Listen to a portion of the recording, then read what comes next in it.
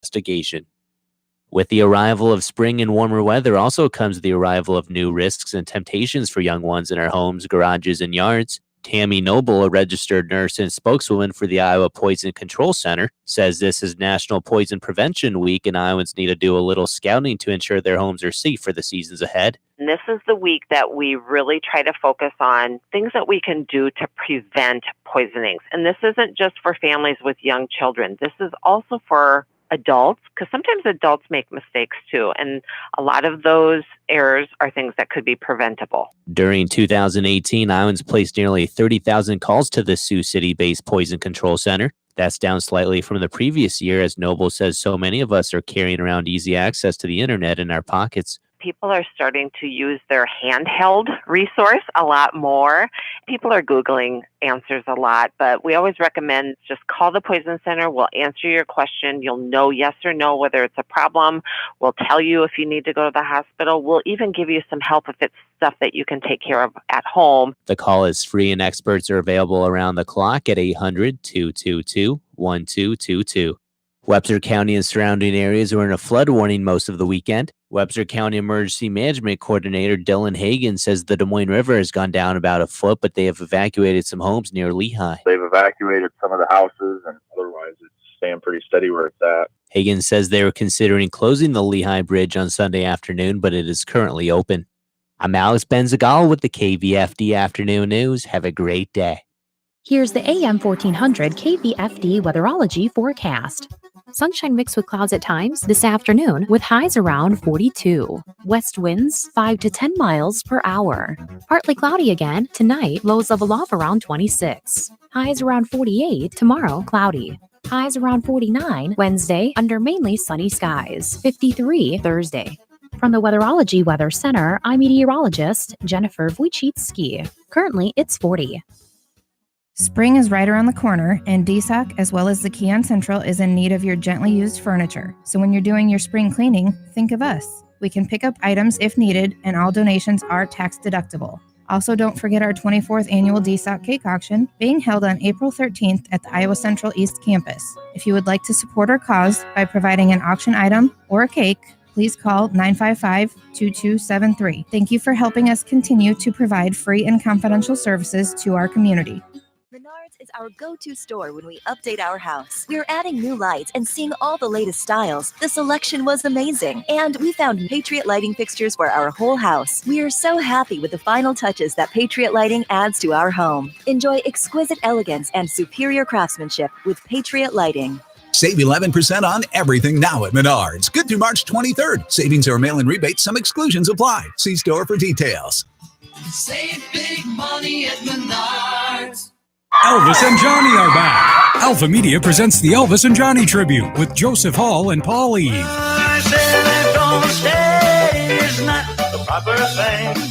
Don't miss Branson, Missouri Entertainer of the Year, Joseph Hall, officially recognized as one of the top Elvis tribute artists in the world, along with Johnny Cash impersonator Paul Eve. Friday night, March 29th in the Cardiff Center at Fort Frenzy. I hear the train coming. It's rolling around the bend. Doors open at 5:30 and the Elvis and Johnny tribute starts at 7. Tickets are $25 in advance or $30 at the door. Get them now at Hy-Vee Ford Dodge, Fort Frenzy, the Iowa Outdoor Store, or here at our studios. Bring the whole family to see this tribute to the king of rock and roll and the man in black, as Joseph Hall and Paul Eve present the Elvis and Johnny tribute. Friday night, March 29th at Fort Frenzy. Brought to you in part by Riley Armstrong Plumbing and Heating, the Iowa Outdoor Store, and Ball Plumbing Fort Dodge, Star Energy Manson, Mackey Motors Lake City, and United Bank of Iowa, Rockwell City, Pocahontas, and Fort Dodge. The Elvis and Johnny tribute is an Alpha Media event. Michael Devine at AM 1400 KVFD. Listen to this. Making radio great again. He's so cool and smart and funny and sexy. Michael Devine, the Doctor of Truth. Does anyone have anything they'd like to confess? At AM 1400 KVFD. All right, this is AM 1400 KVFD, the voice of Fort Dodge. I'm Michael Devine.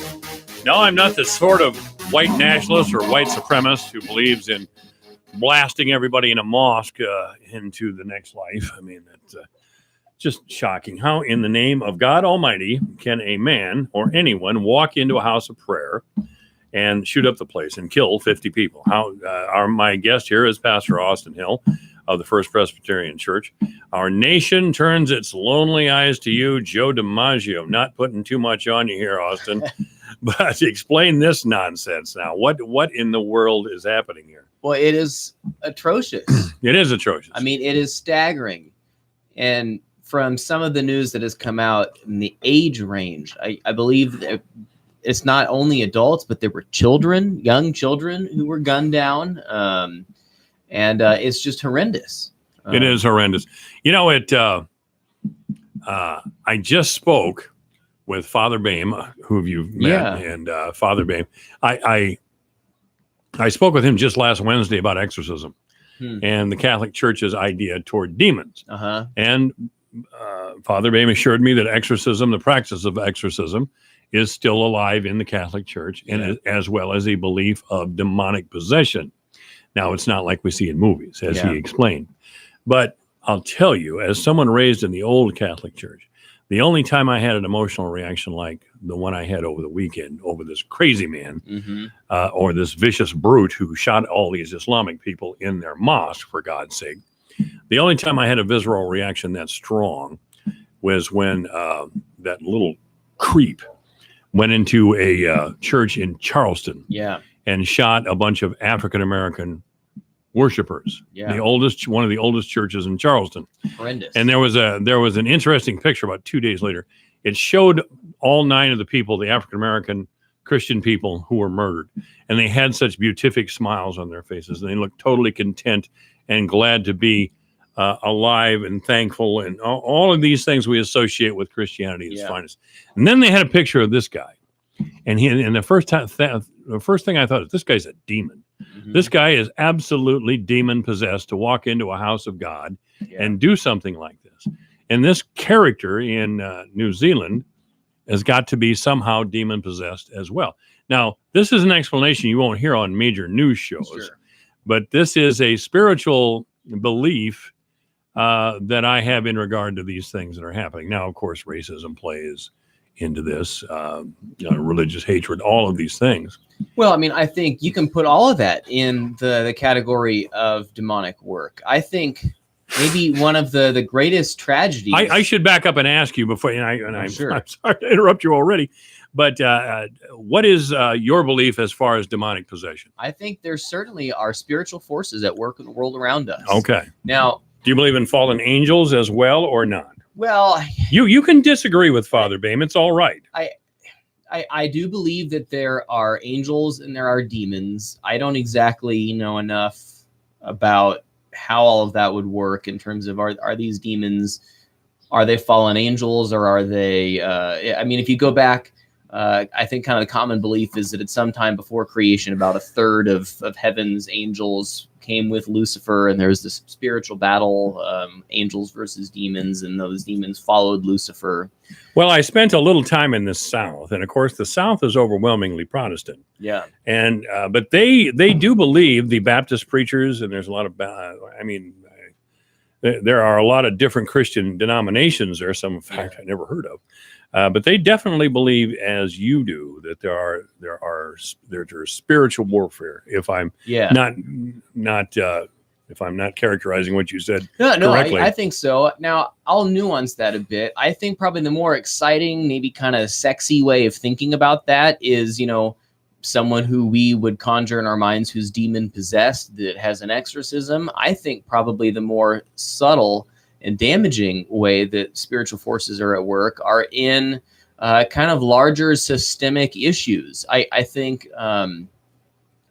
certainly this man was demon possessed that did this shooting, but I think that spiritual influence was far more subtle. I think it was this ongoing perceived hatred toward others, toward Muslims, and this ongoing sense of I'm going to, take back Christianity by killing people. And that is just bizarre, isn't it? To the gospel.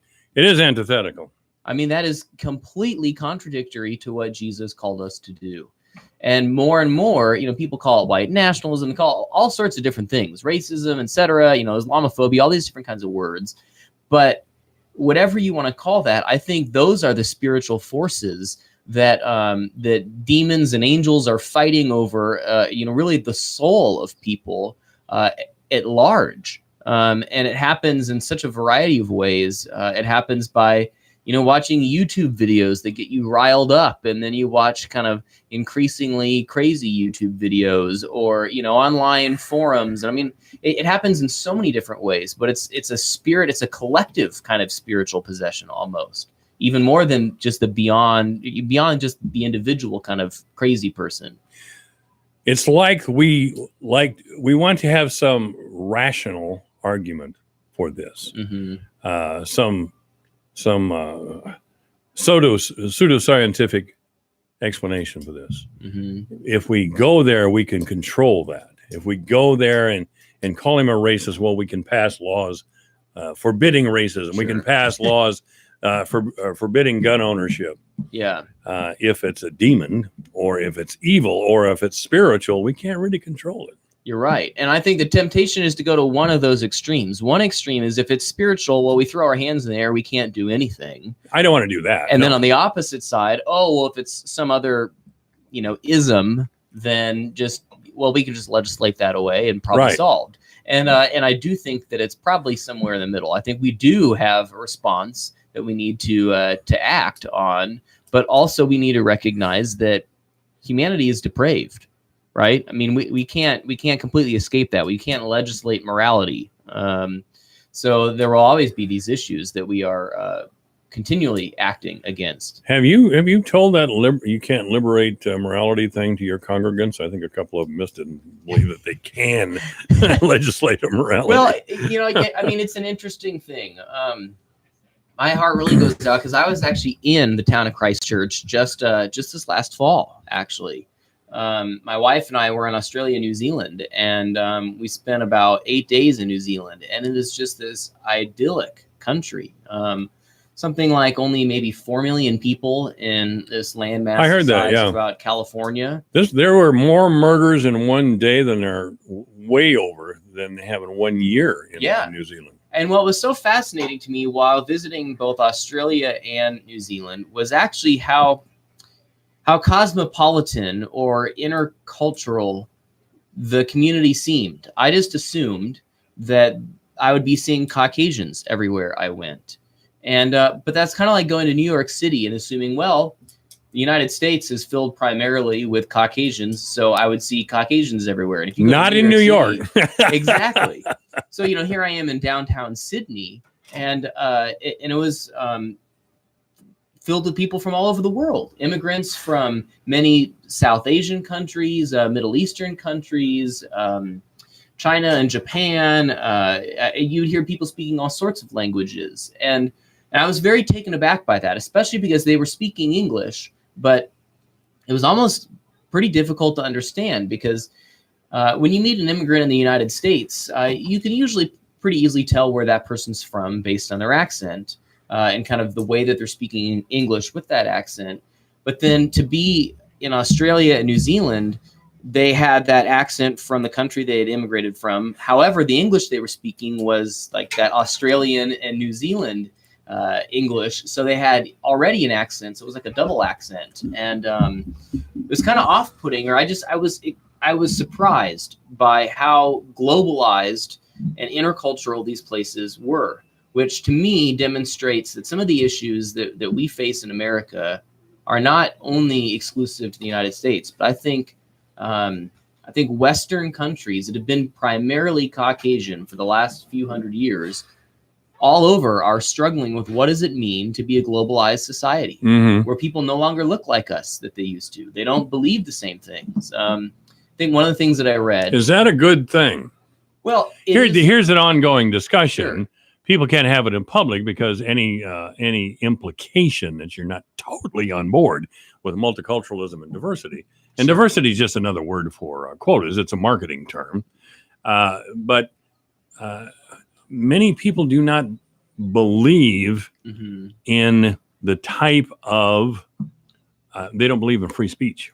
Well, I mean, they don't believe in free speech. They don't believe in kindness or compassion. They don't believe in a lot of these things. Well, it's easier to be with people who are like us, right? Of course. And, you know, with people who worship like us, who have the same ideas about legislation. I mean, that's easier for everyone. I mean, that's totally understandable. I mean, tribalism, I think, is kind of inherent in our DNA. Of course. And I think somewhere I read that one of these mosques was like the southernmost mosque in the world or something like that, which just demonstrates that that these are communities that have gone through profound changes in recent decades with globalization themselves. So to go back to your question of is globalization inherently good or bad, I don't know if we can ascribe that kind of a description to it, but whether it's good or bad, it's there. I mean, we can't reclose Pandora's box. You know, with air travel and with mass communication and transportation, we live in a society where people migrate all over the world in ways that they literally never have before 50 years ago. That's true. And we are still grappling with the reality of that our hometowns, our communities no longer look like they always have. And so your point is what? My point is, as Christians, we have a primary role to play in that. As Christians, we are called to welcome the stranger. In Matthew 25, in this famous passage where Jesus is separating the sheep and the goats, and he's determining who makes it to heaven and who doesn't, one of the deciding factors is he says, "When I was a stranger, did you welcome me?" And the sheep and the goats say, "Well, Lord, when did we see you as a stranger and welcome you or not?" And Jesus says, "Whatever you did to the least of these, you did unto me." So as Christians, we are called to be a people who welcome the stranger. Now, I know that phrase is a loaded term, you know, with all these conversations about immigration and everything else nowadays. And I'm not saying we should have open borders, but I do think we as Christians need to set the example in that we can't just claim the world for Christianity, especially through violence. I mean, that's what the entire Crusades were fought over. And the world is just more connected than that. You can't have Christian enclaves. Christians have to find a way to live in societies where they are not the prevailing voice, maybe like they used to be. And is that a good thing? Again, it is what it is. It is what it is. So we may be looking at living in a culture in the distant future, hostile to Christianity or religion. Yeah. I'm the only way, some people, myself included, believe the only way that you can really get a handle on a multicultural society is a firm central government. And I kind of believe that. The melting pot theory is out the window. I don't care what liberals say. If you're encouraging people to hold fast to their own culture and live in their own communities, and that must be respected by law, what you're talking about is a bunch of little tribes all over the place. Now, how do we keep these tribes from warring against each other? Dallas declaring war on Oklahoma City or whatever the hell. Exactly. And there is one way. There is one way. If you really keep an iron fist from the federal government. Yeah. And a lot of people think that's exactly what some want. Well, I mean, you can have your multicultural society, you just have to give up every freedom you ever had. Well, I guess I'm not here to advocate for multiculturalism in and of itself, but if we have the ability to travel all over the world, if we have the ability to communicate with people all over the world, it is a fact of life that we are going to encounter people who are different from us. Now, sure, my skin might be the same color as most of the people who live in Fort Dodge, but I did not grow up in Fort Dodge. Right. I grew up in California. Now, fortunately, that's the same country and whatever else, but the culture I grew up in was very different than the culture that is present here in Fort Dodge. Oh, yeah. And there are continually ways that I am being challenged by the prevailing culture here, and there are continually ways that I challenge the culture myself. Now, maybe it doesn't feel quite as significant because I still have maybe a majority of similar cultural beliefs as the majority here. But that is the essential issue that we face. And it's kind of a continuum where some people are far more different than others. And I believe firmly, though, that as Christians, I mean, it is just disgusting to me that this guy would claim that this violence was in the name of Christianity. That's pretty crazy. And yet I think somehow there's this sentiment that is being promoted that people who are different from us are worse than us. And so we need to purge those who are different from us, because life will be better if we can just be together as Christians. And to those who believe that, I point you to the last 500 years of European history, where by and large, Europe was filled with just Christians, and we still found ways to kill each other even then. Absolutely. I was always interested in the religious wars, no matter who was fighting who. Yeah. Islam, Christianity, whatever, or the various Christian wars, Catholics versus Protestants, those sort of things. Yeah.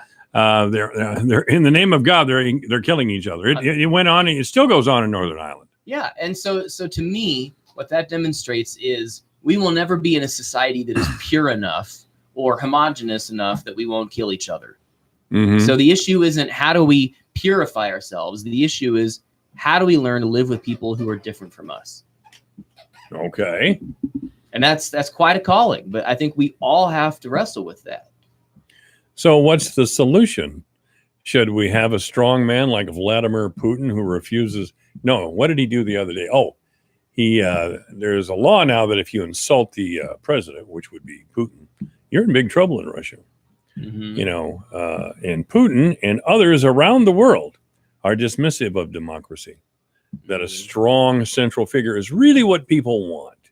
Well, and he even kind of implies that Christians, well, you have your Jesus. The Russians have, well, me. And that's a fascinating juxtaposition, because Jesus is the one who repeatedly, willingly gave up his power on behalf of others, to the point that he was killed for it. And I think that is the calling of the church. When Jesus says, whoever wants to follow me must take up their cross. Whoever tries to find their life must lose it. Whoever loses their life for my sake will find it. That's not just for individuals. I think that's for the entire institution of the church. We've got to be willing to risk it all, to give up whatever claim to power we have in order to actually follow Jesus faithfully. When you say risk, that's a real and genuine risk. Yeah, I'm paid by the church. We could go back to Daniel and the lions. I mean, well, yeah, and that, so that there's a lot of fear there. But Jesus also promises, it's fear based on experience in the past. Yeah, but think about the early Christians. They had every reason to fear, right? I mean, their leader was crucified. Certainly. And they let themselves be led into the lions' dens, after that. They were fed to the lions by the Roman Empire for decades. But we also look at them. We have entire books written about those early Christian martyrs, and we lift them up as ideals within Christian history. Well, I understand that too, and I'm a man of the 21st century, and I look at that and think to myself, what are you thinking? What do you mean you're walking into the lion's den? You're willing to be crucified upside down, for God's sake. Yeah. I don't know if my faith has ever been that strong. It's unimaginable. It is unimaginable. But I think that demonstrates for us as Christians in the American church that maybe we have allowed the American dream to supersede our faith in Christ. This is AM 1400 KVFD, the voice of Fort Dodge. Our guest is Pastor Austin Hill. We'll be back. Michael Devine at AM 1400 KVFD. Listen to this. Making radio great again. You're saying a lot of words really fast that mean nothing. Divine Intervention at AM 1400 with Mayor Matt Bemrick. Boss, man, top dog, big cheese, a head honcho. Call now. 515-955-1400. Well, actually, Matt Bemrick isn't here, and the mayor won't be here this week at all. I pushed the wrong button. It's 2:30. We'll have the news, weather, and the obituaries, and more Pastor Hill at AM 1400 KVFD.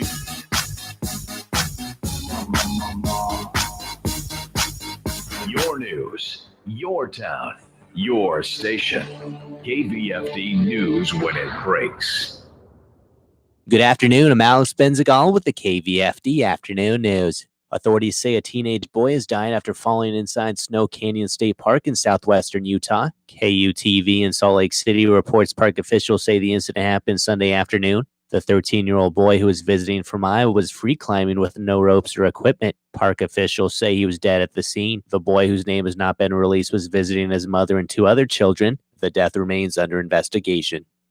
With the arrival of spring and warmer weather also comes the arrival of new risks and temptations for young ones in our homes, garages, and yards. Tammy Noble, a registered nurse and spokeswoman for the Iowa Poison Control Center, says this is National Poison Prevention Week and Iowans need to do a little scouting to ensure their homes are safe for the seasons ahead. And this is the week that we really try to focus on things that we can do to prevent poisonings. And this isn't just for families with young children. This is also for adults, because sometimes adults make mistakes too. And a lot of those errors are things that could be preventable. During 2018, Iowans placed nearly 30,000 calls to the Sioux City-based Poison Control Center. That's down slightly from the previous year, as Noble says so many of us are carrying around easy access to the internet in our pockets. People are starting to use their handheld resource a lot more. People are Googling answers a lot, but we always recommend just call the Poison Center. We'll answer your question. You'll know yes or no whether it's a problem. We'll tell you if you need to go to the hospital. We'll even give you some help if it's stuff that you can take care of at home. The call is free and experts are available around the clock at 800-222-1222. Webster County and surrounding areas are in a flood warning most of the weekend. Webster County Emergency Management Coordinator Dylan Hagan says the Des Moines River has gone down about a foot, but they have evacuated some homes near Lehigh. They've evacuated some of the houses, and otherwise it's staying pretty steady where it's at. Hagan says they were considering closing the Lehigh Bridge on Sunday afternoon, but it is currently open. I'm Alex Benzagal with the KVFD Afternoon News. Have a great day. This is AM 1400, KVFD, the voice of Fort Dodge. It's 2:32. First of all, in the weather. Sunny today, high 42. That's exactly where we are right now. Overnight, partly cloudy with a low of 26. Tomorrow, cloudy, high 48. Wednesday, sunny, high 50. On Thursday, sunny with a high of 53. Friday, here we go. Sunny and a high of 60 degrees. On Saturday, there's a good chance of rain. Otherwise, sunny with a high of 60. Sunday, chance of rain, mostly cloudy with a high of 61 degrees. Right now, again, 42 degrees at AM 1400. KVFD, the voice of Fort Dodge. Obituaries this hour. Brought to you by Gunderson Funeral Home and Cremation Services at 1615 North 15th Street, Fort Dodge. You may contact Gunderson Funeral Home and Cremation Services by calling 515-576-7128 or online at www.gundersonfuneralhome.com. Lawrence Rosique has died. Mr. Rosique's funeral was at 10:30 this morning at Good Shepherd Lutheran Church, with Gunderson Funeral Home handling the arrangements. Obituaries this hour brought to us by Gunderson Funeral Home and Cremation Services at 1615 North 15th Street, Fort Dodge. You may contact Gunderson Funeral Home and Cremation Services by calling 515-576-7128 or online at www.gundersonfuneralhome.com. It's 2:33 at AM 1400 KVFD.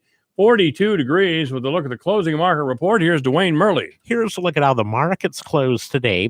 May corn down 1 3/4 at 371.5. July down 1 1/2 at 380 3/4. September corn down 1 1/4 at 387.5, and December down 1 1/4 at 394 3/4. May soybeans down 3 1/2 at 905 3/4. July down 3 3/4 at 919 1/4.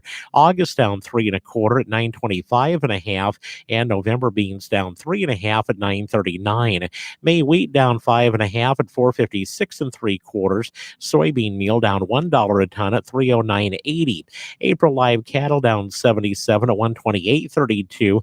June up 65 at 122.57. March feeder cattle up 32 at 141.65. April down 62 cents at 146.30. April lean hogs up 222 at 71.02.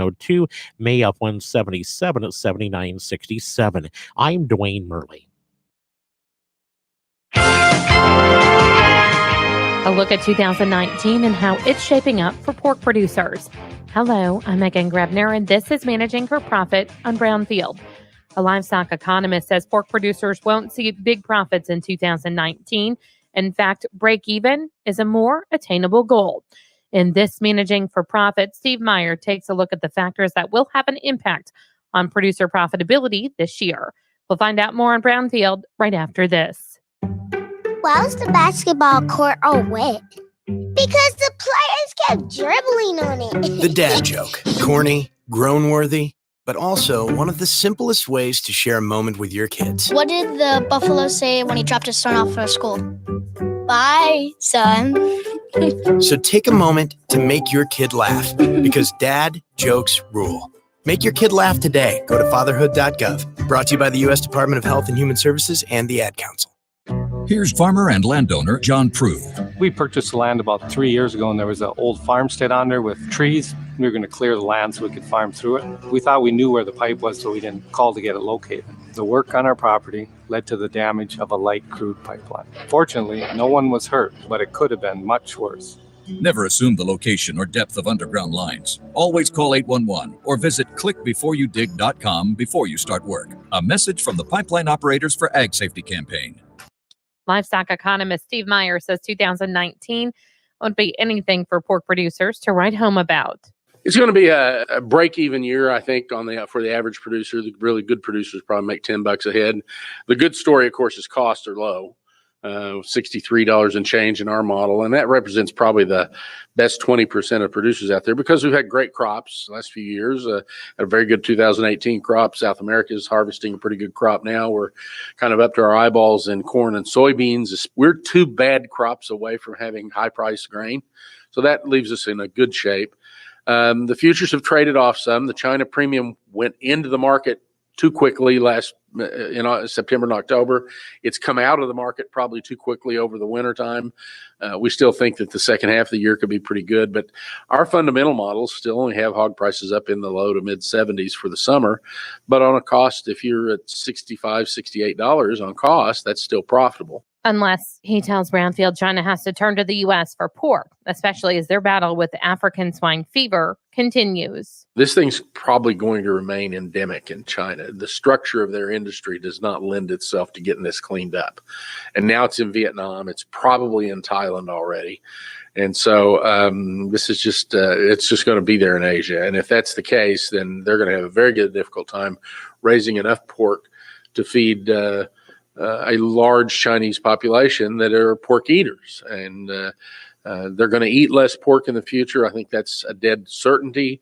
They're probably going to import more pork in order to satisfy some of that. Meyer says continuing to develop relationships with some of those smaller trading partners is also key to profitability. You get the barriers taken down in Australia, and you get the barriers down in South Africa, and you go to Argentina, who they eat a lot of meat already, and mainly in the form of beef, and you try to do a deal there so that you open that.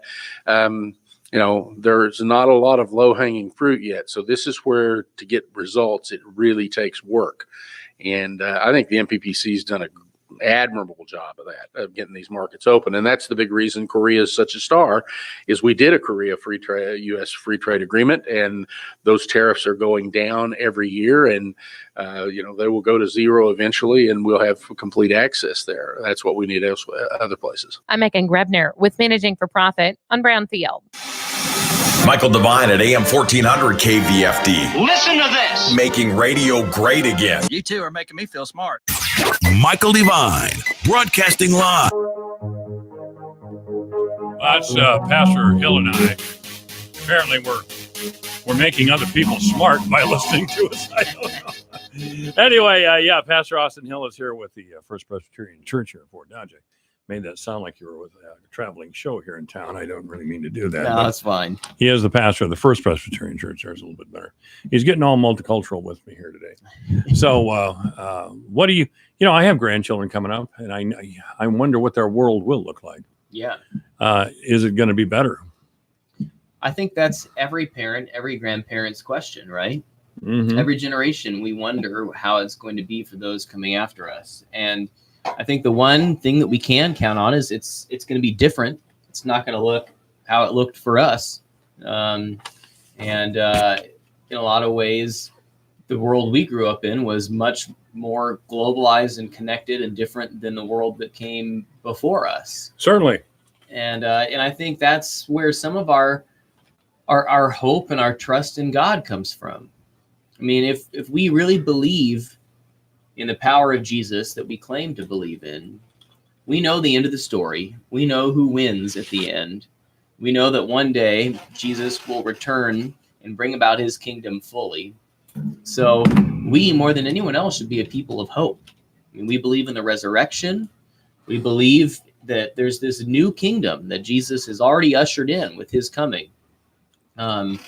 So I would encourage us to be a people of hope, even if it seems like it's blind hope, even if it seems like it's too Pollyanna or rose-colored. Right. If we as Christians can't hope, then man, I mean, that's the end. You know, ladies and gentlemen, I hope some of you understand and realize, if you've listened to Pastor Hill and then Father Patrick Bayman of the Holy Trinity Parish, certainly they talk difference in ritual, perhaps, but the underlying message is the same. This is a Christian message that encompasses, yes, the Presbyterian Church, the Catholic Church, and certainly all the churches that I know of in the Christian spectrum, so to speak.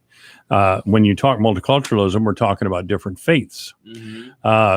Islam has been criticized for what they believe. They seem to believe that religion and the government should be joined, and the head of the government should be a religious figure. And they are taught to tolerate, in its best form, tolerate those who aren't Islamic. But those people are definitely infidels. By infidels, those are non-believers, and by their own faith, infidels will be second-class citizens. Period. That's not the way we do things in this country. Certainly. If there's a fear, it's that. Yeah. Oh, certainly. Not that this does not justify, for God's sake, what happened in New Zealand. My God, that man's a murderer, terrible murderer. There was just a picture of his face on the internet, and he just looked like a brutal thug, which is what he is. Yeah, I know. And I have to be honest, I have resisted the temptation. I've been so tempted to Google more information about him or his manifesto or the footage, but I realize all that does is it gives him exactly what he was hoping to accomplish in his shooting. And so I'm very proud of the news media, which is a rare thing for me to say, that they have not just proliferated all of that information that they so often do in these cases. I did see just a quick clip. He was in his car, pulled up in front of the mosque, got out with his rifles, approached the front door of the mosque, and was greeted by one of the members who said, "Welcome, brother." The guy shot him dead. "Welcome, brother," and he killed him. Oh. That's just it's inhuman.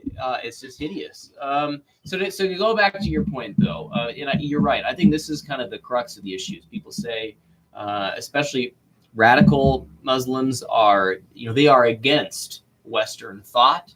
They are against Western religion, and people can point to passages in the Quran that certainly spells that out. Now, I don't know the Quran well enough. I can't point to any of those passages, but I do know the Bible well enough that I can point to some pretty troubling passages in Scripture in the Old Testament. You mean about slavery and incest? That's the low-hanging fruit. That's the easy stuff, that's right? The easy stuff, huh? Yeah. Okay. But even further than that, I mean, King Saul, the first king of the nation of Israel, was rejected by God because he refused to completely destroy the Amalekites, the men, women, children, livestock, and everything, like God had commanded him to do. God commanded a king to wipe out a people group, utterly destroy them in every sense of the imagination. And Saul wanted some slaves, and so he said, well, let's... Oh, that was his objection? Yeah. Never mind that it was an unholy order. Yeah, it wasn't on moral grounds. He wanted some extra... He wanted a little property, huh? Exactly. God, that's disgusting. Yeah. I know. Nobody's looking good here. Yeah, and that's King Saul. I mean, that's, at the height of the nation of Israel, of their, of their glory. And so people say, well, yeah, that's the Old Testament, not in the New Testament. Well, it's in the Bible. It's in the Bible. If you're a Bible literalist like I tend to be, you can look at stuff like that. What happened then? What was the decision? Then did God get a hold of himself or what? Well, no, there's a lot of that in the Old Testament. I mean, even King David. So just a little bit right after that, King David kills Goliath, right? He's not a king yet at that time. He kills Goliath as a young man. And then, so this is when King Saul is still king, and the Israelites, they're warring with the Philistines, and there are even there there are these poems that are in there where it says Saul kills his thousands, David kills his tens of thousands.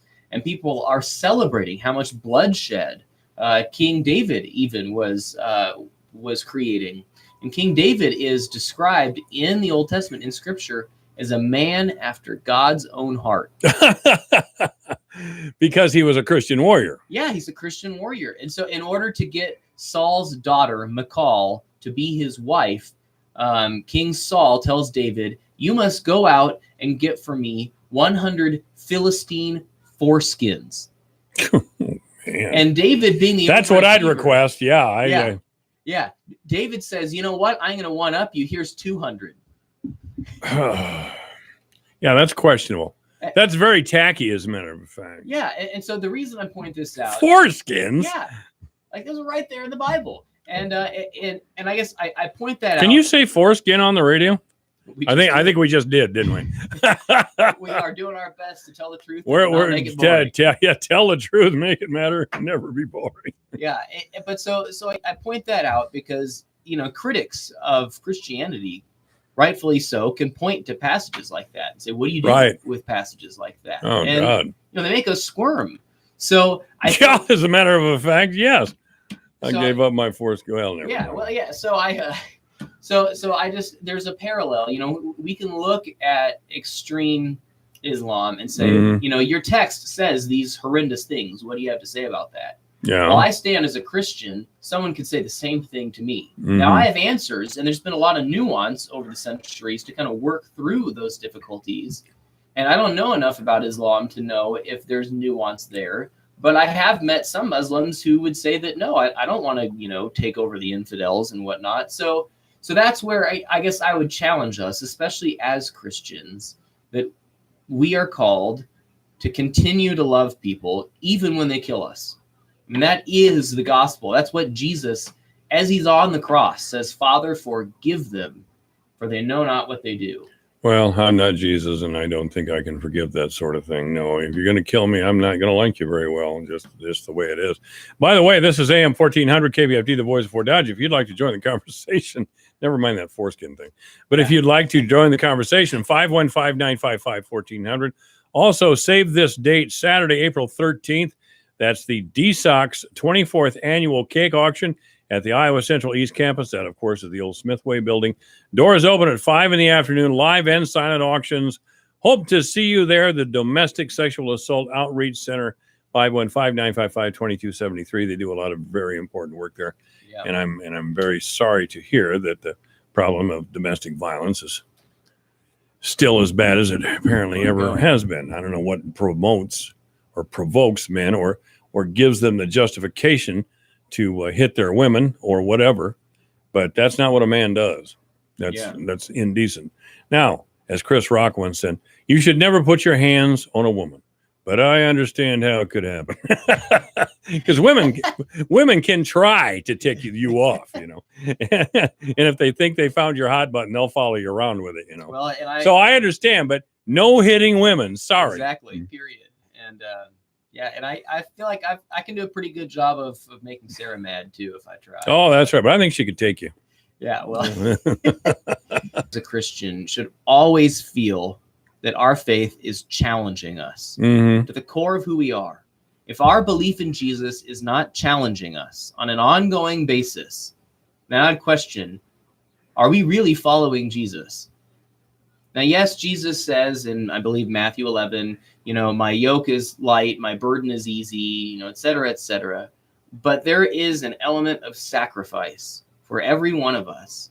And, when I was a high schooler, it was not partying on the weekend while, other friends did. And that was the sacrifice to follow Christ, was to, not go out and party. Right. Well, as a 35-year-old, almost 35-year-old and married, some of the temptations as a 17-year-old aren't quite there the same way. But so then the question is, how am I being challenged as a person in my mid-30s? And maybe it's not to go out and party on the weekend, but maybe it's to risk the security that I have, the nest egg that I'm building up, to put my job on the line to speak for truth, or to to be willing to welcome people, even at the expense or the risk of, my own safety and my family's safety. I mean, that makes me pretty uncomfortable. Since I am the doctor of truth, and this show is dedicated to truth as much objective truth. Sometimes truth can be objectionable too. Yeah. Little slip there, folks. Objective truth is what we search for, and that would mean not my opinion or yours or anybody else's. Yeah. But what can we say is the objective truth of the world that is coming to us? How you have said on this program that we must be willing to welcome the stranger, even if it means the stranger may overwhelm us or even harm us. Well, I think we're seeing some of this truth happen whether we're ready for it or not, and that is that the United States does not have the unequivocal position of dominance in the world that it's had in the last 100 years. Yeah. Now, I'm not celebrating that or anything, but I think that's going to continue to be that way more and more, especially as countries like China and India continue to grow in their industries. But every nation, every empire has a rise and a fall and a plateau, and there can be things that are cyclical. Our country is still very young, and there could be lots of things that could happen. I think to bring it closer to home, I might have more taxes that I pay than my parents might have at the same stage of life. All these conversations about healthcare and education, and we can have opinions about all those things, but I think probably what that's going to ultimately end up in is that there might be more taxes for the average person than there were generations ago. But again, I mean, here I am sitting with, a top of the line $1,000 iPhone and $1,000 you have $1,000 iPhone. That's what they cost. And wow. Would it have? Come on, man. The church bought that for you, right? Nope. No, you bought it yourself? Well, okay. So I bought it with my paycheck that the church gave me. Well, so that's no, that would be with your money. But yeah. But would I have survived if I bought the $100 iPhone instead of the $1,000 iPhone? Of course. Would I survive if I had no iPhone at all? Of course. I want to tell you something, Pastor Hill. This conversation is starting to talk or sound like an ongoing conversation I used to have with Pastor David Grinberg over at St. Olaf when he was in town. Is that and Pastor Grinberg was and remains a fine man, and a man of great joy and love. But I used to accuse him on occasion of being suicidal. I don't think and I used to pose a question to him this way: does God command Christian to be suicidal? To a degree, yes. I think so. Paul himself says, I am crucified in Christ. It is I who no longer live, but Christ in me. That's in Paul's words, and that's pretty straightforward, right? That's pretty straightforward. I don't like that. Maybe I should be looking at Buddhism or something. I don't like that at all. I know. That doesn't sound good to me. What possible good can it be for the world if Christians were reduced or even exterminated? Well, I think that is the scandal of the cross. The scandal of the cross. The scandal of the cross. That think about our most prominent symbol is a cross, a symbol of death, of torture. It is sacrifice for our sins. Yes, but we are able to look at that. The Romans didn't think of it as sacrifice. They saw it as a way of conquering, of public humiliation, of exerting their power. And so on Good Friday, I mean, think about it. All of Jesus's closest followers, all hope was lost. They thought, oh my goodness, we've placed all of our hopes on this guy, and here he is on a cross of all places. Crucified. Now, we know the end of the story, so that on Easter Sunday, that cross demonstrates so much more than the end of a movement, but it demonstrates the sacrifice, it demonstrates the cost that God is willing to absorb in order to save us. It demonstrates the beginning of this whole new way of life, but then we too are invited to embrace that same cross. And the cross is ugly. I guess. What did it mean? Ancient Romans used to occasionally would crucify people upside down. Mm-hmm. Why? Well, probably most famous for that is the Apostle Peter. Yeah. And when he was going to be crucified, he was going to be crucified right side up. And as the story goes, he said, I am not worthy to be killed the same way as my Savior. And they said, well, okay, we'll crucify you upside down instead. Let us accommodate you. We're here to serve. Yeah. So that might have backfired. I'm not That sure might if have that's exactly what that he was certainly going may for. have. Didn't all the apostles meet a grim end? Every single one of them was killed for their faith, except for John, who was exiled for his faith and died alone, basically in a cave in the island of Patmos. Right. And of course, Judas, he Killed himself. right, he in killed his own himself, life. right. And that Judas is an itself- interesting character. We should talk about Judas Yeah, one of these days. that'd be fun. Yeah. Yeah, so I guess all this for me, here's what I really want to land on.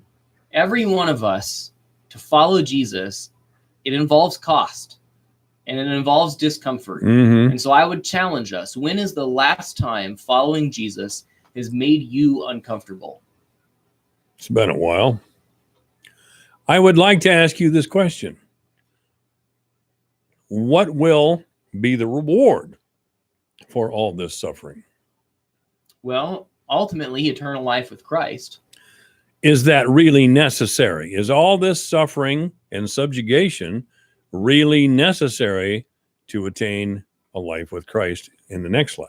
Well, we could do more than the time we've got on that one, but that's a really good question because that gets into a lot of questions of free will, Yes. of God's power, of Mhm. God's sovereignty. Because if God truly is all powerful, and man, he picked a pretty painful, crappy way to make us, join him in the afterlife. I was going to to say, I used to say this to David Grinberg. God must be playing some serious head games here. Yeah. By the way, you can come in everlasting comfort and love with me. You just have to be tortured for several years, and just die yourself. Yeah, right. Exactly. Have So- your wife and your children all be killed and tortured too, and then you can all get in. What kind of nonsense is that? Yeah, so we could definitely take a whole segment on that. There are a lot of different opinions as people wrestle with that. I bet. Let's write that down Yeah. sometime. That'd be a good one. That one in Judas. Yeah. The character of Judas. I wanted to bring up to Scott Todd up to you real briefly, Sure. because we're almost out of time.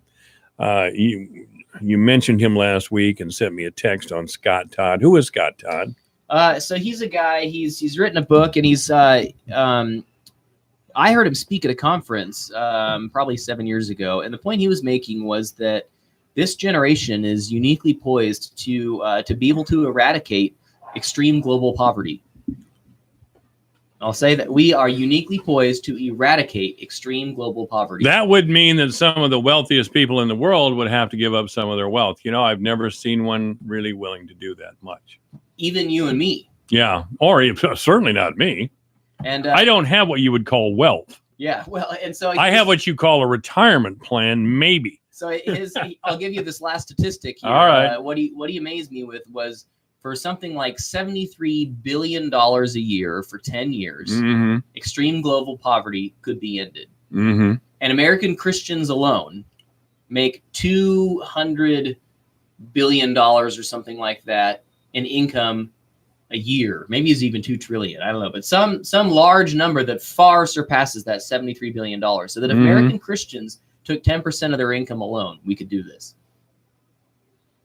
American Christians Alone. gave 10%. We could cure global poverty. And that could be a whole segment in and of itself. Because We could get into. I'm hardly the wealthiest man in this town, or probably even in the building, but I'd be willing to do that if it really was going to do something. Yeah, but The national average of American Christians is about 3% of their income that they actually give to the church. So where are you implying we should give it now? Well, I mean, the historical practice is that Christians, as a starting point, would give 10% of their income to the church, and as a whole, on average, we give about 3%. Okay. So we're about 7% short of that goal. What's the topic at Bible at breakfast tomorrow? We're talking about prayer. Oh, that. That's a good topic for Yeah. Bible at breakfast. Pastor Austin Hill has been our guest. Thank you, sir. All right, it's 3 o'clock in the afternoon, KVFD, Fort Dodge, Iowa. I'm Dave Ramsey. Join me every Monday through Friday afternoon from 5 to 8 p.m. on AM 1400 KVFD Fort Dodge. Boeing and the FAA under scrutiny. I'm Lisa Brady, Fox News. As the probe of a second deadly crash involving Boeing 737 MAX jets continues, a grand jury has reportedly issued a subpoena for a Boeing worker involved in the development of the jets. That would be a real departure. Usually it's the Department of Transportation which would look into the FAA and how a plane was approved. This would be the criminal division. Fox Business Network's Jeff Flock. The Wall Street Journal also reporting that the Transportation Department's Inspector General is looking into the approval process for the jets. The FAA says certification processes are well established and have consistently produced safe aircraft. And Boeing says its MAX jets followed the same process and requirements for approval. Investigators in France say their analysis of the black boxes from last week's Ethiopian Airlines crash so far shows clear similarities with another crash last fall in Indonesia. Meantime, Canada's transport agency now says it is re-examining the approval it gave to those same kinds of planes. The motive remains under investigation now that the suspect is in custody for a mass shooting earlier today in the central Dutch city of Utrecht. 3 people were killed, 5 people were injured. The attack happened on a tram, a streetcar at a major intersection in the city. Eyewitnesses say a man with a, quote, big gun fired inside a car of the train and then fled. Some accounts said he had hijacked a car.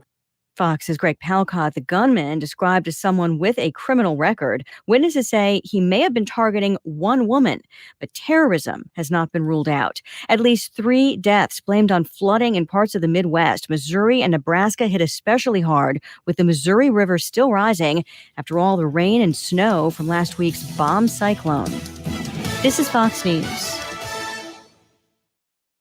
This is Stacy on her motorcycle. What an incredible view! And this is Stacy off her motorcycle. Does this have sucralose in it? On her motorcycle. Oh, the wind in my hair! Off her motorcycle. It's pronounced et cetera, not etc. On. Woohoo! Yes! Off. No. You're better on your bike. And with basic policy starting at $75 a year, quote today at Progressive.com. Progressive Casualty Insurance Company and affiliates. Annual premium for basic liability policy not available in all states. If you love them enough to listen to them practice the same song on tuba, please be done. Over and over and over and over and over, then surely you'll check NHTSA.gov/the right seat to make sure they're correctly buckled in the back seat. Sounds good, honey. Check today at NHTSA.gov/the right seat. Brought to you by the National Highway Traffic Safety Administration and the Ad Council. Controversial bill advances in Georgia with a split vote in a state Senate committee. It would ban abortions in most cases once a heartbeat is detected. The state Senate's Science and Technology Committee moved the bill a step closer to full Senate consideration. Substitute to House Bill 481 passes. The vote's 3-2. That party line vote also played out along gender lines, with the 2 women on the committee, both Democrats, voting against changing state law giving women the option to seek an abortion up to 20 weeks into a pregnancy. The bill has already passed the state house. Republican Governor Brian Kemp says he'll sign it if it passes the full GOP-controlled Senate. Gernal Scott, Fox News. The U.S. Supreme Court agrees to consider whether life without parole should be reinstated as the sentence for Lee Boyd Malveaux, who was 17 when he was part of sniper shootings in the D.C. area that killed 10 people in 2002.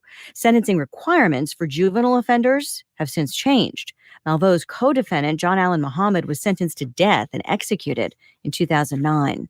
Fewer sexual misconduct complaints against United Nations peacekeeping forces in the latest report. UN Secretary General Antonio Guterres says there were 54 cases of sexual exploitation or abuse investigated in 2018. That's 8 fewer than the year before, and about half the number there were in 2016. However, the report says there were more complaints against non-uniform United Nations staff and people with partner organizations. Gutierrez says that could be due to more awareness of the UN zero-tolerance policy and better reporting procedures. Chris Foster, Fox News. Stocks finish higher. The Dow up 65 points at the closing bell, back over 25,900 after a lot of fluctuation during the session. The S&P and the NASDAQ also higher. I'm Lisa Brady. This is Fox News. Your news, your town, your station. KVFD News when it breaks.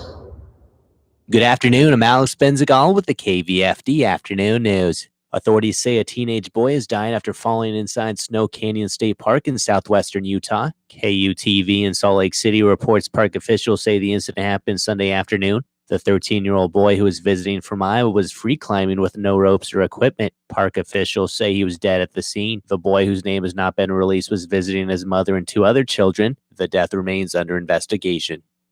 With the arrival of spring and warmer weather also comes the arrival of new risks and temptations for young ones in our homes, garages, and yards. Tammy Noble, a registered nurse and spokeswoman for the Iowa Poison Control Center, says this is National Poison Prevention Week and Iowans need to do a little scouting to ensure their homes are safe for the seasons ahead. And this is the week that we really try to focus on things that we can do to prevent poisonings. And this isn't just for families with young children. This is also for adults, because sometimes adults make mistakes too. And a lot of those errors are things that could be preventable. During 2018, Iowans placed nearly 30,000 calls to the Sioux City-based Poison Control Center. That's down slightly from the previous year, as Noble says so many of us are carrying around easy access to the internet in our pockets. People are starting to use their handheld resource a lot more. People are Googling answers a lot, but we always recommend just call the Poison Center. We'll answer your question. You'll know yes or no whether it's a problem. We'll tell you if you need to go to the hospital. We'll even give you some help if it's stuff that you can take care of at home. The call is free and experts are available around the clock at 800-222-1222. Webster County and surrounding areas were in a flood warning most of the weekend. Webster County Emergency Management Coordinator Dylan Hagan says the Des Moines River has gone down about a foot, but they have evacuated some homes near Lehigh. They've evacuated some of the houses, and otherwise it's staying pretty steady where it's at. Hagan says they were considering closing the Lehigh Bridge on Sunday afternoon, but it is currently open. I'm Alex Benzagal with the KVFD Afternoon News. Have a great day. Here's the AM 1400 KVFD Weatherology forecast. Sunshine mixed with clouds at times this afternoon with highs around 42. West winds 5 to 10 miles per hour. Partly cloudy again tonight, lows level off around 26. Highs around 48 tomorrow, cloudy. Highs around 49 Wednesday under mainly sunny skies. 53 Thursday. From the Weatherology Weather Center, I'm meteorologist Jennifer Wojcicki. Currently, it's 42.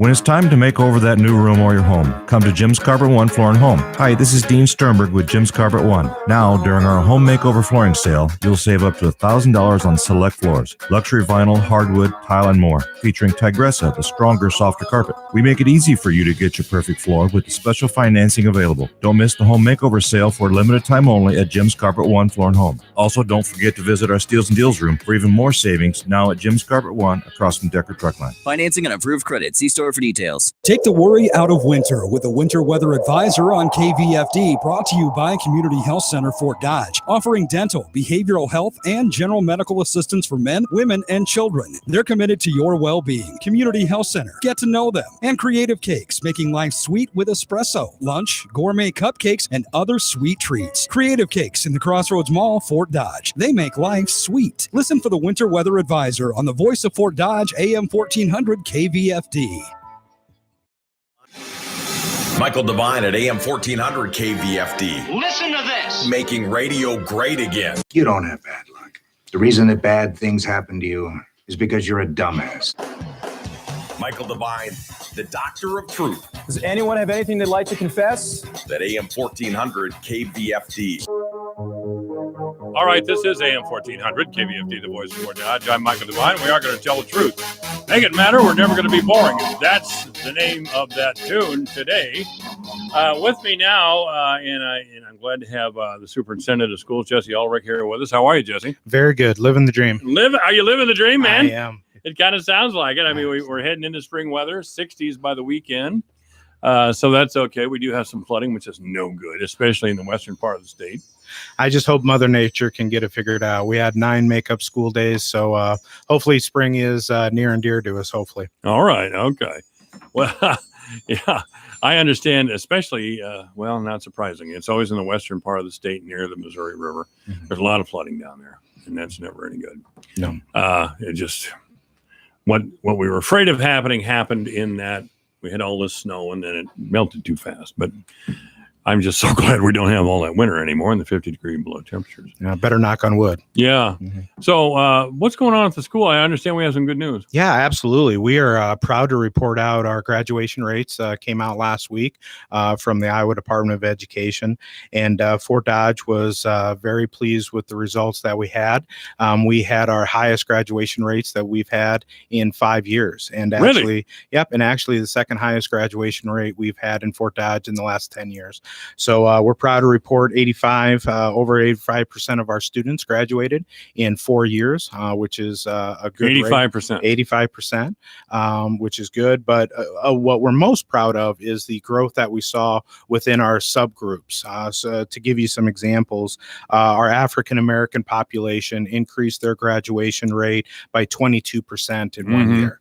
You know, our students with IEPs or who are in special education was up over 16%. Free and reduced, which we talk a lot about, 60% of our students in Fort Dodge are in free and reduced costs for lunches. We're up over 14%. And our Hispanic population increased their graduation rate by nearly 11%. So again, we know that this is not the final where we want to be, but at the same time, we need to make sure that we take a deep breath and celebrate those victories when they do come. And I just want to give a shout out to all of our staff, our families, all of our stakeholders who work tirelessly for the betterment of our students within our communities. And why graduation rate is such a huge deal is that to me is still the equalizer in our society. You know, students who have a minimum of a high school diploma have a better success rate for their future in regards to their income, their quality of life, their, the socioeconomic factors that they bring back to the communities that they live in. So we're really excited about that. And then at the same time, we turn the page to figure out what we can do for those 15% of students who did not graduate in 4 years on how to get them to graduate by the end of next year. Well, technology, and let's face this, technology has made jobs that are physically demanding almost obsolete. Not quite. There are still those jobs that require a strong back, of course, and there always there will be as long as I'm on planet Earth. But really, the